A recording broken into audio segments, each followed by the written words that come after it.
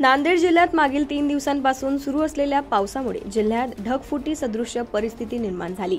मागील 3 दिवसांपासून सुरू असलेल्या पावसामुळे जनजीवन विस्कळीत झालंय, तर नदी तलावाचे पाणी मोठ्या प्रमाणात हदगाव, हिमायतनगर, मुखेड, किनवट तालुक्यातील शेतकऱ्यांच्या शेतात शिरल्यामुळे हजारो हेक्टरवरील हाततोंडाशी आलेल्या शेती पिकांचे नुकसान झालंय। यामुळे जिल्ह्यातील शेतकरी हवालदिल झालेत। या नुकसानग्रस्त शेतकऱ्यांना आधार देण्यासाठी तातडीने आर्थिक मदत करावी अशी मागणी महाराष्ट्र प्रदेश महिला काँग्रेस कमिटीच्या वतीने निवेदनाद्वारे जिल्हाधिकाऱ्यांकडे करण्यात आली। याचा आढावा घेतलाय नांदेडवरून आमचे प्रतिनिधी पवन जगदंबार यांनी।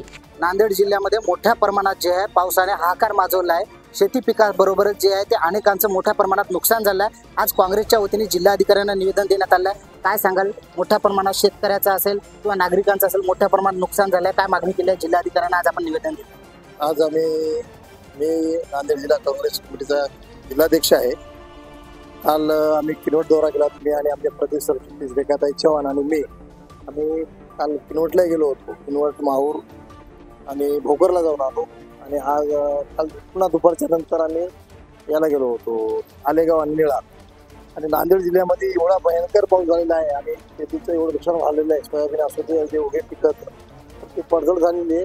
नदी नाल्यांना पूर आलेले आहेत। फक्त सरकारला एकच मागणी आहे की आता या शेतकऱ्यांचे पंचनामे तात्काळ करावेत आणि पंचनामे करते वेळेस कर्मचाऱ्याच्या हाताने पंचनामे करा। लोक पोरं लावून पंचनामे करून ते काय करतात की पैसे 4 पैसे घेतात आणि कोणाचे नाव लिहितात। आम्ही कलेक्टर साहेबांना तेच निवेदन दिलं आहे की तात्काळ पंचनामे करा, नुकसान भरपाई तात्काळ देण्यात यावी। खेड तालुक्यामध्ये सुद्धा मोठ्या प्रमाणात नुकसान झालंय। अनेक शेतकऱ्यांच्या शेतामध्ये पाणी शिरलंय। अनेक त्या ठिकाणी नागरिक जे आहेत पुराच्या पाण्यामध्ये अडकलेले आहेत। काय सांगाल?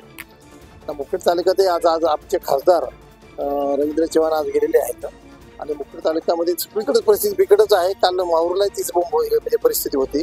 आता एकच म्हणणं आहे की तात्काळ पंचनामे करून शेतकऱ्याचं नुकसान भरपाई द्यावी, हीच आम्ही ते कलेक्टर साहेबांना मागणी केली।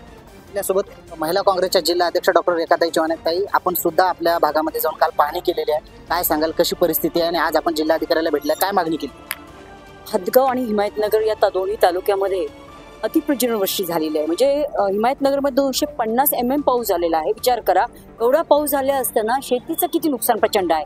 जवळपास 60 ते 70% शेती आज पाण्याखाली आहे।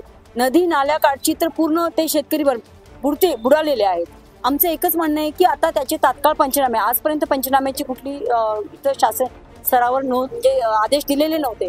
आता त्यांनी सांगितलं की आम्ही आता आदेश देऊ आणि तात्काळ आम्ही पंचनामे करू। आमची अशी मागणी आहे की आता तुम्ही मुखेडचा पण विषय काढला की ढगफुटीमुळे तिथे जनावरे वाहून गेलेली आहे। म्हणजे जे पंचनामे होत असताना ते पंचनामे तुम्ही आत्ताच आमच्या राजेश भाऊंनी सांगितलं की ते कर्मचारी ठेवतात, ते पैसे घेतात।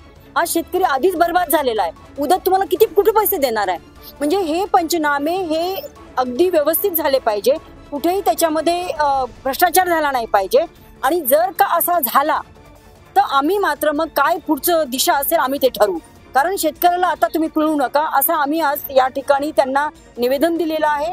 हदगाव, हिमायतनगरमध्ये दोन्ही तालुक्यामध्ये पैनगंगा आहे, कयाधू आहे आणि त्यांची जिथे जिथे संगम आहे पाणी आता पूर्ण धरणाचं, इसापूर धरणाचं पाणी सोडलेलं आहे आणि याच्यामुळे सगळे आता पाणी हटायला तयार नाही, उलट पाणी रोज वाढत आहे। आज मला जायचं होतं, मला जाता आलं नाही, सगळे रस्ते बंद झालेले। म्हणजे इतकं प्रचंड नुकसान असताना शासनाने 25,000 रुपये कमीत कमी हेक्टरी मदत ती खूप दिवसांनी नाही लगेचच्या लगेच द्यावी आणि शेतकऱ्यांना दिलासा द्यावा, एवढी आमची मागणी आज आम्ही कलेक्टरच्या थ्रू सीएमला या ठिकाणी निवेदन दिलेलं आहे।